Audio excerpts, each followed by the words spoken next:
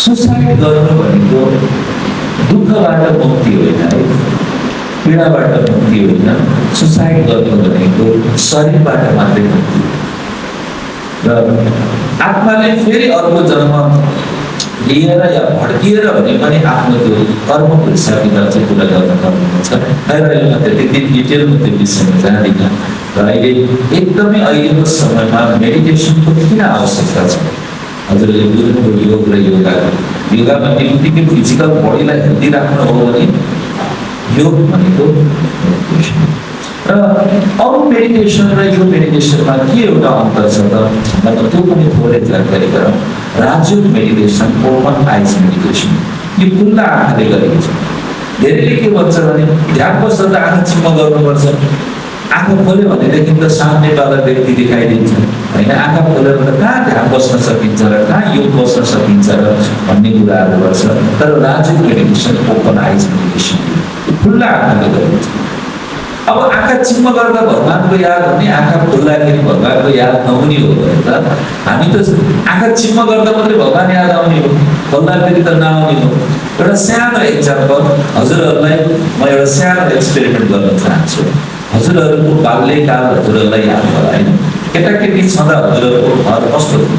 एकचोटि आफ्नो घर सम्झिनुहोस् न। कुन दिशातिर फर्केको थियो? पूर्व, पश्चिम, उत्तर, दक्षिण, मोड ढोका कुन दिशातिर थियो? अनि माथि छत केले छाएको थियो? टिमले, खरले, खपेटाले, ढलानले। सम्झिनुभयो? अब आफ्नो स्कुललाई सम्झिनुहोस् त, स्कुल कस्तो थियो? हजुरहरूले पढ्ने क्लास कस्तो थियो? गार्डन थियो कि थिएन? त्यहाँ फुलहरू थियो कि थिएन? अब एकचोटि यस्तो पनि सम्झिनुहोस्, मामा घर सम्झिनुहोस् न। मामा घर त जानुभयो होला होइन? आफ्नो मामा घर जानुहोस् त, कस्तो थियो मामाको घर? अब हजुरहरूलाई एकदम मन परेको स्थान, अहिलेसम्म जानुभएकोमा, चाहे देशकै हो चाहे विदेशकै हो, सबभन्दा मन पर्ने स्थान कुन स्थान होला? एकचोटि यसो हेर्नुहोस् त, देख्नुभयो?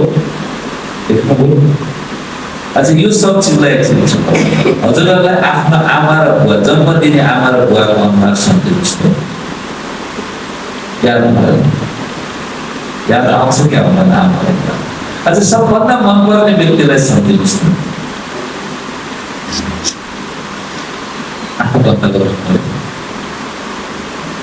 जब घरलाई याद गर्दा, स्कुललाई याद गर्दा, आफूलाई मन परेको व्यक्तिलाई सम्झिँदा, आफ्ना आमा बुवालाई याद गर्दा आँखा चिम्लिनु पर्दैन, परमात्मालाई याद गर्दा आँखा किन चिम्लिँदैन? धेरैको सोच के छ भने आँखा बन्द गरेपछि मात्रै भगवान याद आउँछ। यो सही हो।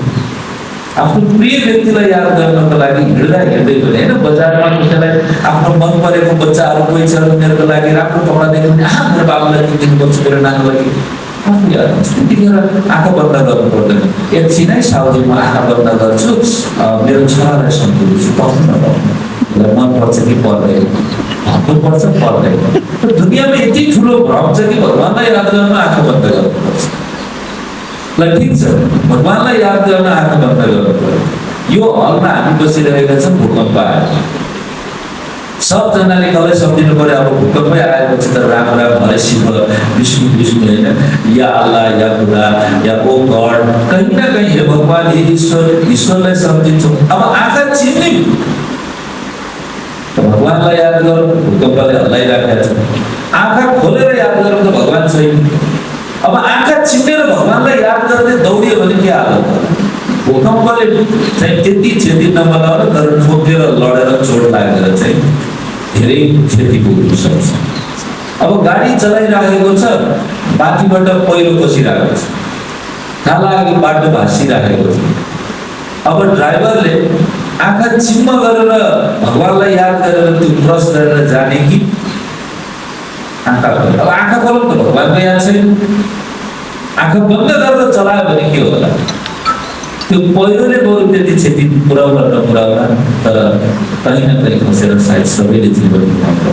त्यसो भएको हुनाले भगवानलाई याद गर्नलाई आँखा बन्द गर्नुपर्ने आवश्यकता छ।